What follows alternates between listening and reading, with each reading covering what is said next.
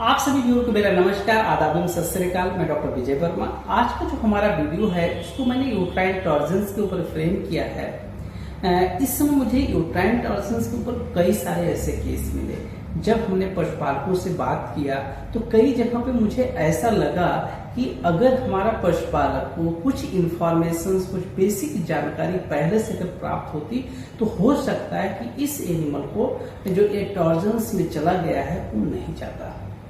तो इसीलिए मैंने सोचा कि जो टॉर्जन्स किसी भी एनिमल में होता है उसके जो काज होते हैं, अगर हम उसको सभी पशुपालकों तक पहुंचा पाए या जो हमारे फील्ड में काम करने वाले लोग हैं उन तक पहुंचा पाए, उनके माध्यम से उस पशुपालक तक पहुंचा पाए, तो उससे क्या होगा कि हमारा जब पशुपालक कुछ ऐसी गलतियां जो कर देता है लेकिन वो अनजान में करता है, अगर वो जान जाएगा तो ऐसी गलती नहीं करेगा और जिसका रिजल्ट ये होगा कि हमारे यहाँ जो टॉर्जन्स के केस इतने ज्यादा बढ़ रहे हैं उसको हम लोग कंट्रोल करने में काफी हद तक सफलता प्राप्त कर लेंगे। एक्चुअली टॉर्जन्स जो होता है किसी भी एनिमल्स में हम ज्यादातर तब जान पाते हैं जब हमारा एनिमल्स का जो बच्चा देने का समय होता है, जो उसका पार्चुनेशन का टाइम होता है वो ओवर होने लगता है, या बच्चा देने की कोशिश करता है लेकिन बच्चा नहीं दे पाता है। तो उस कंडीशंस में जो हमारा पशुपालक होता है अपने आसपास के जो भी लोग प्रैक्टिस करते हैं उनको बुलाता है, एग्जामिन कराता है, तब जाकर के पता चलता है। एक्चुअली में हमारे यहाँ यूट्राइन टॉर्जन्स चाहे कैटल का हो या बफेलो का हो, किसी का भी हो, उसका जो सबसे मेन कारण होता है वो होता है न्यूट्रिशनल डिफिशियंसी का। एक्चुअली में जब हमारा एनिमल प्रेग्नेंट होता है उसका लास्ट ट्राइमेस्टर चल रहा होता है और स्पेशली लास्ट के 2 मंथ जो कहते हैं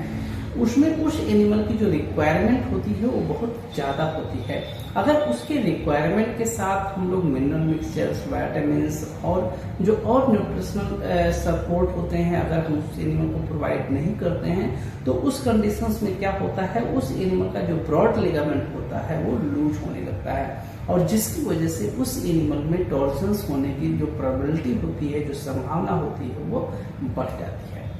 इसके अलावा यूट्राइन टॉर्जन्स होने का जो दूसरा मेन कारण होता है वो होता है कि जैसे कोई एनिमल्स प्रेग्नेंट अवस्था में रहता है और जब वो बीमार पड़ता है तो उस परिस्थिति में क्या होता है कि जो हमारा पशुपालक होता है वो भी उस एनिमल का प्रॉपर इलाज नहीं कराता है, इस डर से कहीं उसका बच्चा खराब ना हो जाए।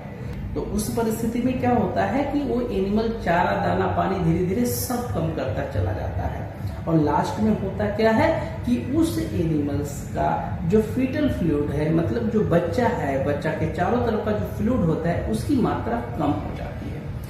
इसके अलावा जो तीसरा कारण होता है, किसी की वजह से हमारा जो ग्रेविड यूट्रस है, जो उसकी यूट्रस की वाल है, अगर उसकी टोनिसिटी कम हो जाती है तो टोनिसिटी कम होने की वजह से भी उस एनिमल्स में यूट्राइन टॉर्जन्स होने की प्रोबेबिलिटी बढ़ जाती है। और ये सारी सिचुएशंस जो दी जा रही हैं, इन सभी सिचुएशंस के केंद्र में हमेशा याद रखिएगा सिर्फ 2 चीज है। एक, हमको प्रॉपर फीड का अगर मैनेजमेंट कर ले जाएंगे तो ना तो उसकी ब्रॉड लिगामेंट कमजोर होगा और ना तो उसकी टोनिसिटी कम होगी। इसके अलावा अगर हमारा एनिमल बीमार हो रहा है तो उसका सही समय पे सही डॉक्टर से उसका इलाज करवाएं। इसके अलावा एक चौथा कारण भी होता है जिसकी वजह से भी एनिमल्स में यूट्राइन टॉर्जन्स की कंडीशंस डेवलप हो जाती है, लेकिन ये जो काज है, ये जो कारक है, ये सिर्फ और सिर्फ भैंसों में आप देखने को पाएंगे, गायों में देखने को नहीं पाएंगे। किसी भी एनिमल्स में अगर प्रेगनेंसी अवस्था में है, लास्ट का समय है, तो उस एनिमल्स को कभी भी आपको तालाब में, पोखरे में नहलाने के लिए नहीं ले जाना चाहिए। इसके अलावा कहीं ऐसी जगह जहाँ पानी कम है उस जगह पे जो हमारे जो भैंस होती हैं स्पेशली वहाँ पे बैठ करके और वो फिर क्या लगाती हैं, लोटा लगाने लगती है, मतलब लोटने लगती हैं और जिसकी वजह से क्या होता है, एक्सीडेंटली कई बार क्या होता है टॉर्जन्स की स्थिति डेवलप हो जाती है। तो बेसिकली किसी तालाब में तैराना और किसी गड्ढे में जहाँ पानी कम है वहाँ पे ये जो गांव की भाषा में कहा जाता है मड़िया ले रही है,